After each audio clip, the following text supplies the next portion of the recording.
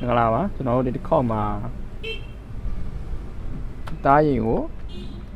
genial, chomu, you know, with the long name, I will lay like Timbo Limas, do a poop by the Cinemono, you know, I don't know,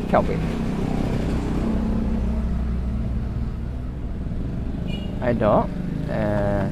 Now, Lord, the bomb of the game, the Boneo, copy one, control G. Copy one like the bomb, my general PM Bona. I giant, the close stand to the Rashiva. Close stand to ye, don't you go, you know, the Bama, linear Daubona, linear Mataya, Sato. Blue Sato Amles, or Dali Pidame, or Dali Pidame, that you don't really put on Mabonia. I near my general. Evacuated the challenge, or down below the Vene, evacuated the challenge, being all down low line. No line, the Loboma like Piedam. Piedania, marginal collocation in the Yaboma, great champion challenge. Oh, that's the end in Yalia, Tonga, Pulia, Yababi. Hello, now the car. You got now the car, now the car, you know, the Penia, down in Yabona, that was in there, so all that PB, you live it, yeah, Sato be like. Oh. You know, law there, look, how you tell the machine. The mule like Charlie, you know, all that people in it, all that people have in it, all that car you have your ma like Charlie, no? So why you had it, Daniel, when I wanna?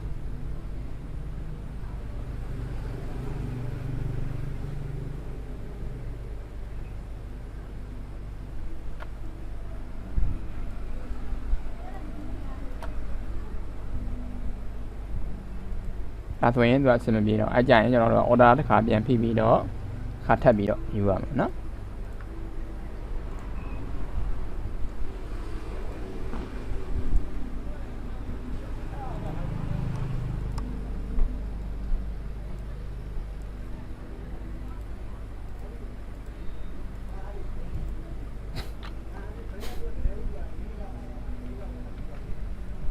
And the bone, you know what?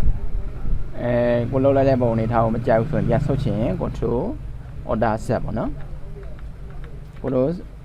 order set လေးနဲ့ဆုတ်ပေးလို့ရဒီကအနီးဆုံးဆုံးနေရာအသားကိုယူမယ် order ဖိမယ်ဒီလိုလေးတစ်ချက်နှိပ်မယ် order ဖိပြီးတော့တစ်ချက်နှိပ်ခဲ့မယ်ပြီးရင် order လော့မယ်ဒီမှာတစ်ချက်ပြန်နှိပ်လိုက်နော်အဲ့လိုပြောတာနောက်ထပ်တစ်နည်းပြပါမယ်နောက်ထပ်တစ်နည်းကတော့ဒီမှာ Helen brush 2ဒီနေရာက Helen brush 2ပေါ့ Helen brush 2ရဲ့အသုံးပြုပုံမျိုးနေရာလည်းဆောင်းက clone stand 2လေးနဲ့အတူတူပါပဲကျွန်တော်တို့ကိုလိုချင်တဲ့နေရာအသားကိုယူမယ်ဒီနေရာမှာတစ်ချက်ချမယ်သူ့ရဲ့ထူးခြားချက်ကတော့တူညီတဲ့ချက်ကတော့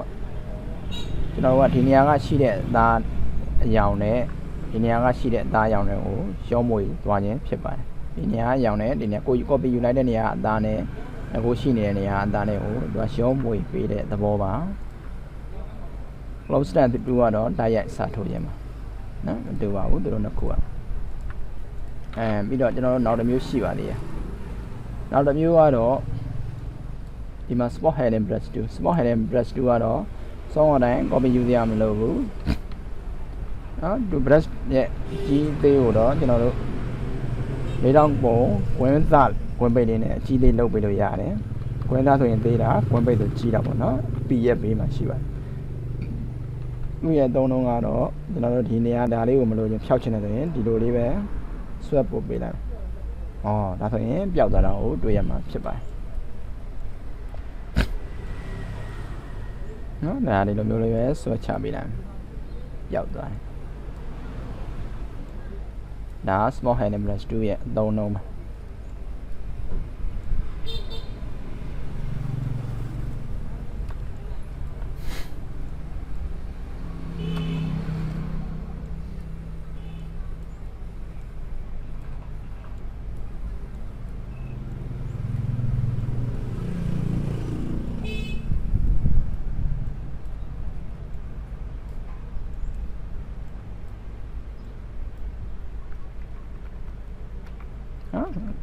နောက်ကဒီပုံကို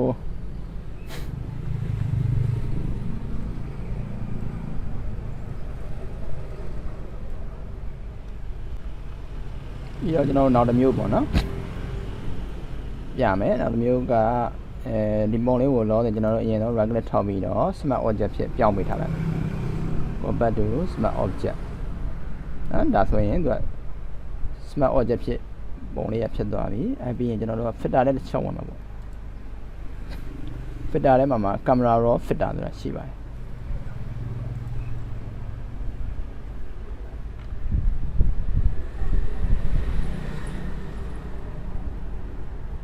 ဒီပုံလေးရဲ့ size ကြီးလေးကိုဒီလိုမျိုးလေးကလစ်ချပြီးတော့ကြီးပေးလိုက်ရတယ်ပြီးတော့ဒီကနေအနောက်ကလေးနဲ့လည်းသေးပေးလို့ရပါတယ်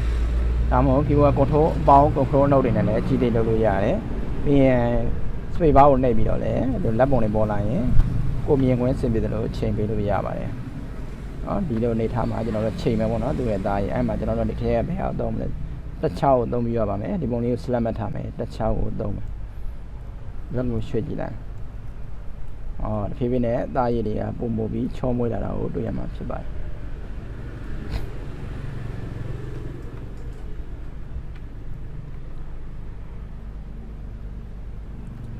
တခြားနဲ့တူ clarity ကိုလည်းကျွန်တော်တောင်းကြည့်လိုက်အဲ့ဒါရင်များသွားပြီပြန်လျှော့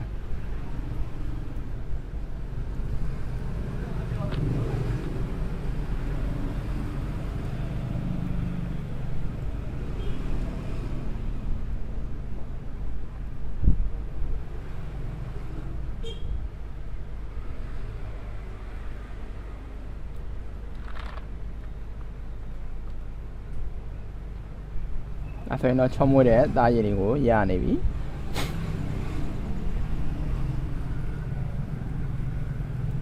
ပြီးရင် okay ပေးလိုက်ဒါဆိုရင် camera raw effect ကိုတောက်ထားတဲ့ပုံလေးရလာပြီဒါကတော့ effect သုံးပြီးတော့ချောမွေးအောင်လုပ်ထားခြင်းဖြစ်ပါတယ်အဲ့ဒါဟိုမှာနောက်တစ်နည်းအနေနဲ့ကျွန်တော်တို့ကလုပ်လို့ရပါသေးတယ်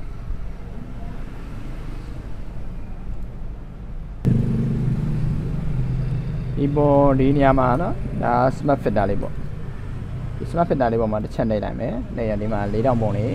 ဝဲလိုက်ပေါ့နော်ဒါ smart filter ကိုကျွန်တော်မှတ်ထားအဲ့ဒါကိုကျွန်တော် control I နှိပ်လိုက်ဒါဆိုရင်သုံးထားတဲ့ effect တွေရှိတော့နော်အဲ့တော့ဒီကောင်ကိုကျွန်တော်တို့ရွေးထားလိုက်မယ်ရွေးပြီးတော့ဒီမှာ brush tool ကိုကျွန်တော်တို့ကရွေးမယ်ရွေးပြီးတော့ချဲလိုက်ပွက်ကြည့်လိုက်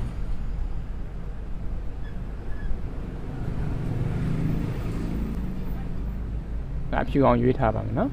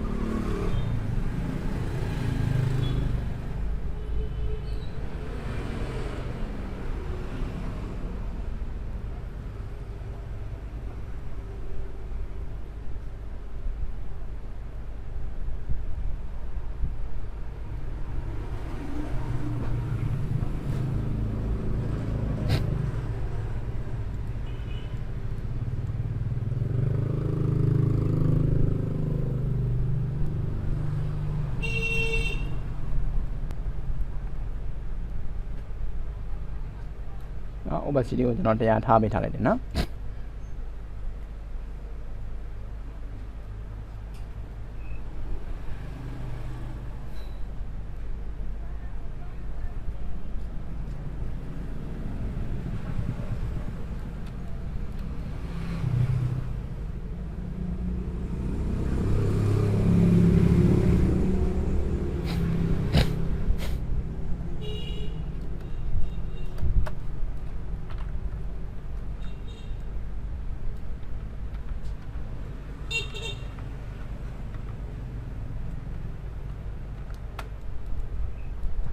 နောက်တော့ဒီလိုနည်းအဖြစ်လဲ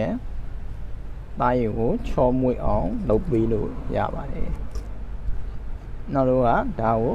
လိုချင်မှုအဲဆိုရင်ဒါကိုဖြောင်းလိုက်ရင်ငါကမူလပုံကပေါ်လာမှာဖြစ်ပါတယ် ဒါမှမဟုတ်ကျွန်တော်က fat သုံးထားတဲ့ပုံကိုပေါ်ပြန်ပေါ်ပြီးရင်ဒါကိုပြန်ဖွင့်လိုက်ရင်ရရှိမှာဖြစ်ပါတယ်နော် smart filter ကိုကျွန်တော်တို့အသုံးပြုထားတယ် smart filter ကသူကပုံပေါ်မှာတိုက်ရိုက် effect ကမကျရောက်ပါဘူး night filter တစ်ဆင့်ခန့်ထားတာပါအဲ့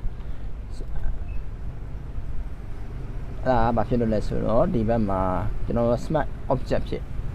ပြောင်းလဲခဲ့လို့ဖြစ်ပါတယ် smart object ဖြစ်ပြောင်းလဲတဲ့သဘောတရားကပုံပေါ်မှာတိုက်ရိုက်ကျိုးမတက်ရောက်ပါဘူးကျွန်တော်တို့ကိုလိုချင်တဲ့ပုံကိုလိုချင်ရင်ပြန်ရပါတယ်အဲ့ထဲမှာ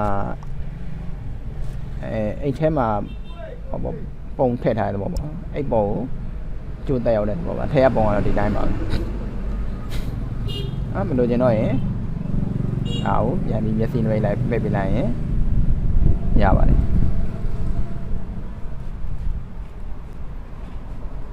โอเค